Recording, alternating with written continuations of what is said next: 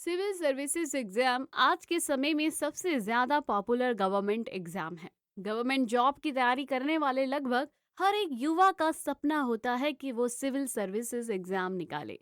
इसमें बहुत से युवाओं का सपना आईपीएस बनने का भी होता है।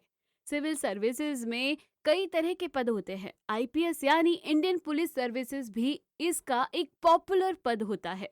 यूपीएससी सिविल सर्विसेज में मिलने वाले पदों में से आईएएस के बाद ये सबसे ज्यादा डिमांडेड पोस्ट है। तो आज के इस वीडियो में हम इसी बारे में जानने वाले हैं और हम आपको बताएंगे कि आप आईपीएस कैसे बन सकते हैं।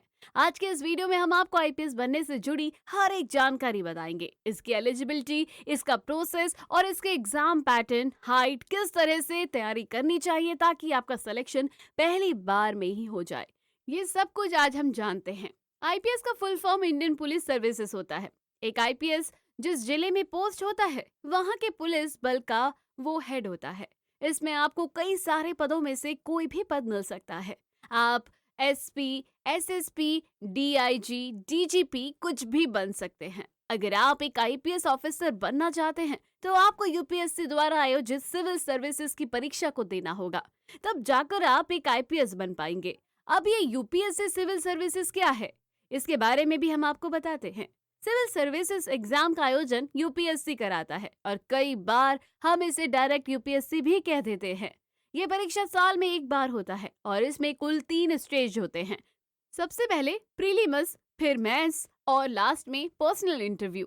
इस परीक्षा में बैठने के लिए आपको कुछ मिनिमम एलिजिबिलिटी को फुलफिल करना होगा, जिसके बारे में हम आपको बताने वाले हैं। आईपीएस कौन बन सकता है? यूपीएससी सिविल सर्विसेज की परीक्षा में एलिजिबल होने के लिए आपको किसी भी स्ट्रीम से ग्रेजुएशन किया होना चाहिए। इसमें फाइनल ईयर स्टूडेंट भी एलिजिबल होते हैं।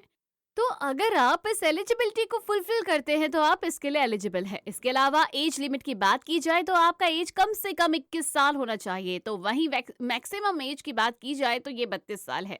ओबीसी कैंडिडेट को 3 साल की छूट मिलती है, तो वहीं एसएससी एसटी को 5 साल की छूट मिलती है। इसके साथ ही आवेदक भारत का नागरिक होना चाहिए और मेंटली और फिजिकली भी फिट होना चाहिए। आईपीएस बनने के लिए कितनी हाइट होनी चाहिए? आईपीएस के लिए फिजिकल स्टैंडर्ड भी तय है, जैसे कि आपका हाइट 165 सेंटीमीटर होना चाहिए, तो वहीं फीमेल कैंडिडेट के लिए 150 सेंटीमीटर है।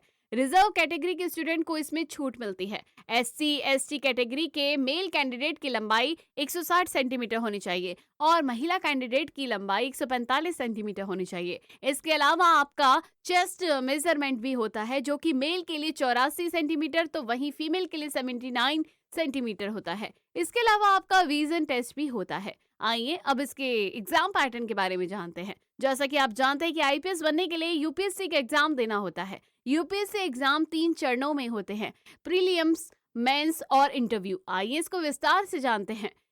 प्रीलिम्स एग्जाम, सबसे पहले आपको प्रीलिम्स एग्जाम का देना होता है। ये एक ऑब्जेक्टिव पेपर होता है, जिसका मतलब है कि आपको एमसीक्यू क्वेश्चन सॉल्व करने होते हैं। इसमें 2 पेपर होते हैं, पहला जनरल स्टडीज का, दूसरा सेट का। इसमें टोटल 400 नंबर का एग्जाम देना होता है। दोनों ही पेपर को 200-200 मार्क्स को करना होता है। इसमें पहले पेपर में 100 सवाल होते हैं और दूसरे में 80 सवाल होते हैं। जनरल स्टडीज के पेपर में आपसे जनरल नॉलेज के सवाल पूछे जाते हैं, जिसमें आपसे current affair, static, GK, history, politics, geography जैसे विषयों में सवाल पूछे जाते हैं। तो वहीं दूसरा पेपर क्वालिफाइड नेचर का होता है, जिसमें सिर्फ आपके पास करना होता है कि ये इसका मार्क्स आपके फाइनल मेरिट लिस्ट में नहीं जुड़ता। प्रीलिम्स एग्जाम को क्वालिफाई करने के बाद आपको मैथ्स पेपर के लिए बुलाया जाता है। आइए अब इसके बारे में जानते हैं। मैथ्स एग्जाम, मैथ्स में आपको टोटल 9 पेपर का एग्जाम देना होता है, जिसमें एक easy paper, 4 general studies paper, 2 language paper, 2 optional paper होता है, जिसे आपको खुद से उपलब्ध सब्जेक्ट में से चुनना होता है। ये सभी टोटल 1750 नंबर का होता है। अगर आप प्रीलिम्स और मेंस क्लियर कर लेते हैं तो आपको इंटरव्यू के लिए बुलाया जाता है। इंटरव्यू कुछ लोगों का एक पैनल होता है जो आपसे विभिन्न विषयों पर सवाल पूछते हैं, जिसमें आपकी सोचने समझने की क्षमता, आपकी पर्सनैलिटी को जज किया जाता है।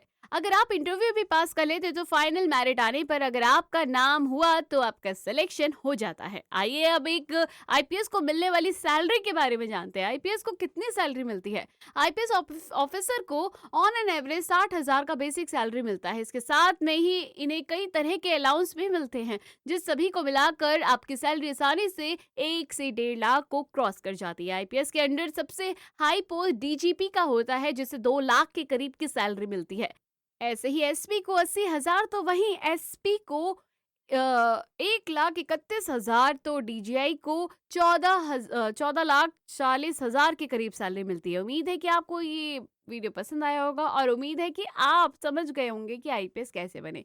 आप कमेंट करके बताइए कि आप किस क्लास में हैं, और वीडियो पसंद आए तो इसे लाइक शेयर जरूर करें। चैनल को अभी तक सब्सक्राइब नहीं किया तो जरूर कर लीजिए। मिलते हैं अगली वीडियो में, तब तक के लिए थैंक्स फॉर वॉचिंग।